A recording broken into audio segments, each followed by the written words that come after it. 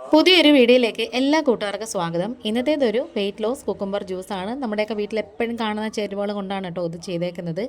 Video skip ചെയ്യാത്ത full കാണണം. ഇഷ്ടപ്പെട്ട സപ്പോർട്ട് ചെയ്യണേ. നേരെ വീഡിയോയിലേക്ക് പോകാം.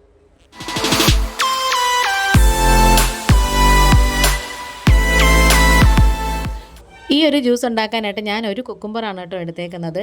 പിന്നെ ഒരു നെല്ലിക്ക കുരുവൊക്കെ കളഞ്ഞ് കട്ട് ചെയ്ത് വെച്ചിട്ടുണ്ട്. പിന്നെ നല്ല എരിവുള്ള പച്ചമുളകിൻ്റെ തുമ്പ് ഭാഗമാണ് എടുത്തേക്കുന്നത്. പിന്നെ കുറച്ച് പുതിനയിലയും കൂടി ചേർത്തിട്ടുണ്ട്. ഇനി നമുക്ക് മിക്സിയുടെ ജാറിലേക്ക് ഇത് ഫുള്ള് ചേർത്ത് കൊടുക്കാം.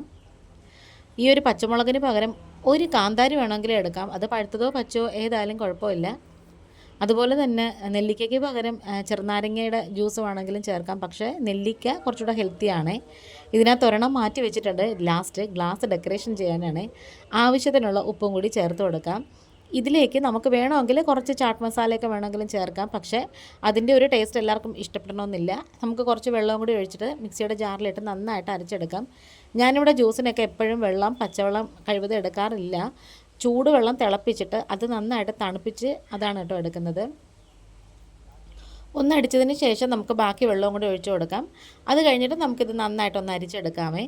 വണ്ണം കുറയ്ക്കണമെന്ന് ആഗ്രഹമുള്ളവർക്ക് പറ്റിയൊരു ജ്യൂസാണ്. മാത്രമല്ല ഇനി അങ്ങോട്ട് വേനൽക്കാലമാണ്. അപ്പം ട്രൈ ചെയ്യണമെന്നൊക്കെ ഉണ്ടെങ്കിൽ, ഇപ്പം ഷുഗറൊക്കെ ഉള്ളവർക്ക് കഴിക്കണമെന്നൊക്കെ ഉണ്ടെങ്കിലും ഈ ഒരു ജ്യൂസൊക്കെ ട്രൈ ചെയ്യാമെന്നുള്ളതേ ഉള്ളൂ.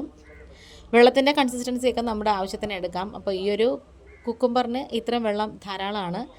ഇനി നന്നായിട്ട് തണുത്തത് തന്നെ വേണമെന്നുണ്ടെങ്കിൽ 1-2 ഐസ് ക്യൂബ്സൊക്കെ ചേർത്ത് കൊടുക്കാം.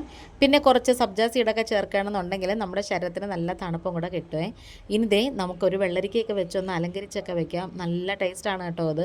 കുട്ടികൾക്കൊക്കെ മധുരം പറ്റാത്തതുകൊണ്ട് ചിലപ്പോൾ ഇഷ്ടപ്പെടുമെന്ന് അറിയത്തില്ല. എങ്കിലും കുഴപ്പമില്ല കേട്ടോ.